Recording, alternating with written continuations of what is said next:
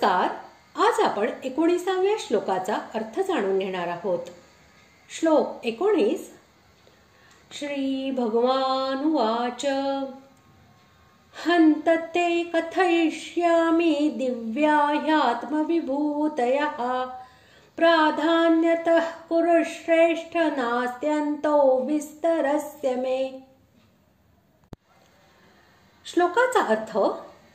श्री भगवान म्हणाले, हे कुरुश्रेष्ठा, आता मी ज्या माझ्या दिव्य विभूती आहेत त्या मुख्य अशा तुला सांगेन, कारण माझ्या विस्ताराला शेवट नाही.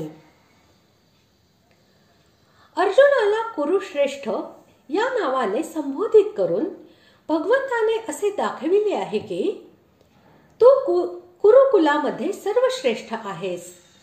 तुझ्या मनात मला जाणून घेण्याची इच्छा झाली म्हणून तू श्रेष्ठ आहेस.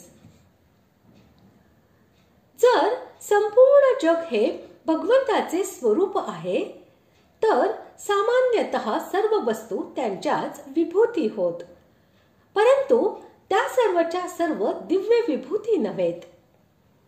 ज्यामध्ये भगवंतांचे तेज, बल, विद्या, ऐश्वर्य, कांती आणि शक्ती इत्यादींचा विशेष विकास झालेला असतो, त्याच वस्तू किंवा प्राणी यांना दिव्य विभूती असे समजले पाहिजे. भगवंत येथे अशाच विभूतींसाठी म्हणत आहेत की माझ्या अशा विभूती अनंत आहेत, म्हणून त्या सर्वांचे पूर्ण वर्णन होऊ शकत नाही. त्यातील ज्या मुख्य आहेत त्या मी येथे वर्णन करीत आहे.